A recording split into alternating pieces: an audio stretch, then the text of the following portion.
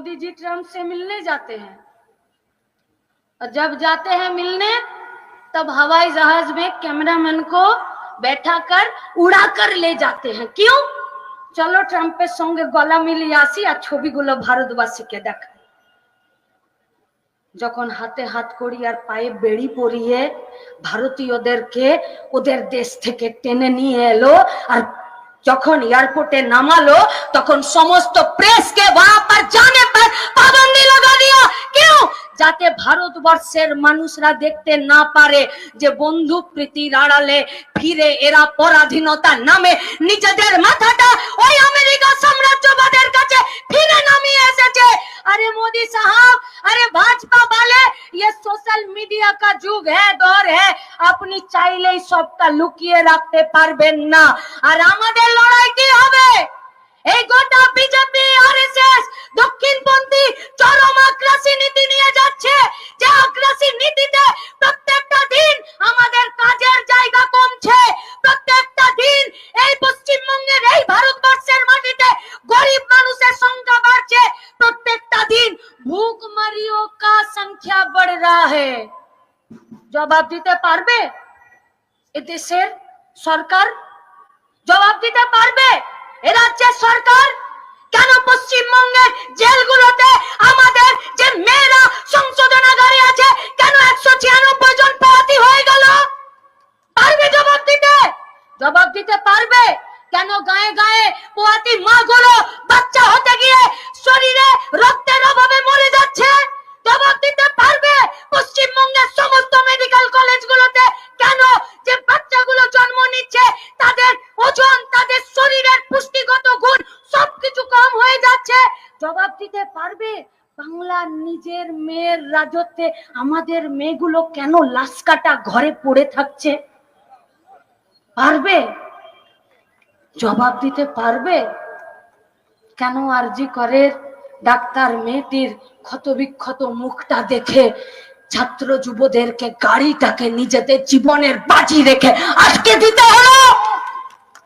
জবাব দিতে পারবে কেন গোটা গ্রাম বাংলার আমাদের মাগুলোর বুকের দুধের জন্য যে আয়রনের ট্যাবলেটটা আইসিডিএস সেন্টার থেকে দেওয়া উচিত কেন তার সাপ্লাই নেই? জবাব দিতে পারবে কেন আইসিডিএস এর পক্ষ থেকে গায়ে গায়ে শুধুমাত্র ভাত সেদ্ধ আর ডিম সেদ্ধ দিয়ে দিচ্ছে? अरे जो लोग शासन के इर्द गिर्द घूमते हो तभी अपना फैमिली में जाओ और परिवार में जाकर बोलो कि তোমরা একদিন পারবে শুধু এক দলা ভাত শুধু সেদ্ধ খেয়ে বাঁচতে? নিজের বেলা আটি সাটি, পরের বেলা দাঁত কপাটি। লড়তে হবে না? পলিসির লড়াই নয়, নীতির লড়াই নয়, বেঁচে থাকার লড়াই নয়, কর্পোরেট মিডিয়া আর কর্পোরেট দালালদের টাকাতে কিছু লোক আছে যারা এই ভুয়ো ভ্রান্তি প্রচার করে বেড়াচ্ছে। কি আরে লাল ঝান্ডাকে ভোট দিয়ে কি হবে? আরে क्या होगा? তোমাদের বাপ 14 পুরুষ দাদুদেরকে গিয়ে জিজ্ঞেস করো লাল ঝান্ডাকে ভোট দিলে কি হয়? লাল ঝান্ডাকে ভোট দিলে জমিদার का हलक में हाथ डालकर कुत्ता बिल्लियों के नाम पर जो जमीन था वो जमीन छीनकर प्रांतिक চাষীদের হাতে দিয়ে দেওয়া হয়।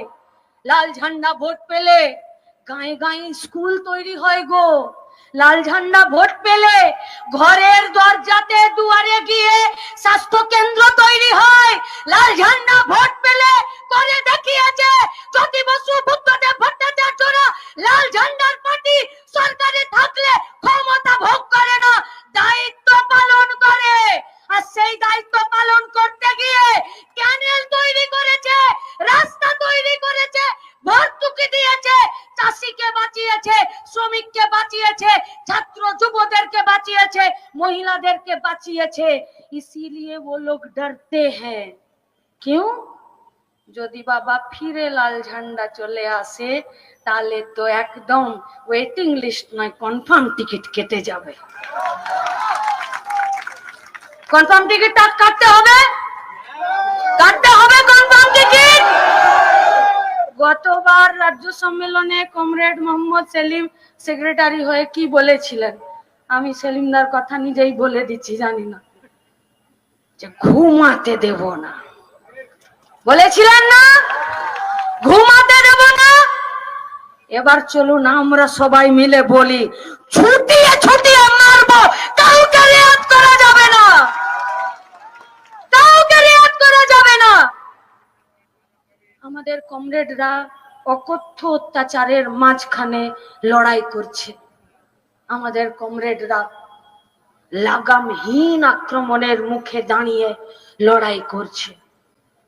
আজ এই ২৭তম রাজ্য সম্মেলনের মঞ্চে, যে মঞ্চে আমরা আমাদের দেশকে এক রাখার শপথ নিয়েছি, যে সম্মেলনে আমরা আমাদের রাজ্যের গরিব খেটে খাওয়া মেহনতি মানুষের জন্য, শ্রমিকের জন্য, কৃষকের জন্য, বন্ধ কারখানার জমিতে ফিরে কারখানা বানানোর জন্য, সারের কালোবাজারি বন্ধ করার জন্য, বাংলার ছেলেগুলোকে পরিযায়ী শ্রমিক হয়ে পিঠে ব্যাগ নিয়ে ট্রেনে ওয়েটিং টিকিট কেটে নিয়ে এই রাজ্য থেকে দূরে না পাঠিয়ে নিজের বাড়ির সামনে কাজ নেবার জন্য আমাদের এই গোটা পশ্চিমবঙ্গে দুর্নীতির বিরুদ্ধে জান কবুল লড়াই করার জন্য যোগ্য প্রার্থীদের, যোগ্য মাস্টার মশাই দিদিমণিদের যোগ্যতার নিরিখে সবাইকে নিজের চেয়ার ফেরত পাঠিয়ে দেবার জন্য আমরা শপথ গ্রহণ করেছি। আজকে সেই সম্মেলন থেকে আপনাদেরকে বলছি, কার দমে পেরেছি আমরা এই শপথ নিতে? বলবেন কমরেড মোহাম্মদ সেলিম, আমাদের পার্টির পুনরায় নির্বাচিত সম্পাদক, মঞ্চে বসে আছেন। আমাদের এই রাজ্যের এগিয়ে থাকা, রাস্তায় দাঁড়িয়ে থেকে লড়াই করা, কেস খাওয়া, জেল খাওয়া নেতারা, এই নেতারা মুখ দেখিয়ে নেতা হয়নি, রাস্তায় দাঁড়িয়ে থেকে বন্ধুর হাত, কমরেডের হাত শক্ত করে ধরে থেকে নেতা হয়েছে। মঞ্চতে শুধু বসে আছে, আপনারা ওদেরকে দেখতে পাবেন আর ওরা আপনাদেরকে দেখতে পাবেন, এর বাইরে আমাদের মঞ্চের আর কোনো প্রয়োজন নেই। সেই সব কর্মীদের ভরসাতেই তো আমরা এই শপথ নিতে পেরেছি। সেই সব সকল কর্মীদেরকে আমরা কথা দিচ্ছি, ২৭তম রাজ্য সম্মেলনের এই মঞ্চ থেকে, প্রকাশ্য সমাবেশের এই মঞ্চ থেকে চোখের মনির মতো রক্ষা করব আপনাদের। লড়ে যান, লড়ে যান বুথে, লড়ে যাই আমরা। চলুন সবাই নিজের ব্লকে সব দাবি আদায় করার আন্দোলনে জিতে আসার করে জানিয়ে ব্রিগেডের সমাবেশে ফিরে সামিল হব। কি সমাবেশ দেখেছেন ইনসাফের ব্রিগেডে, তার থেকেও বড় সমাবেশ করব। চ্যালেঞ্জ রইল, কই আগার রোক সকে তো রোক নেই।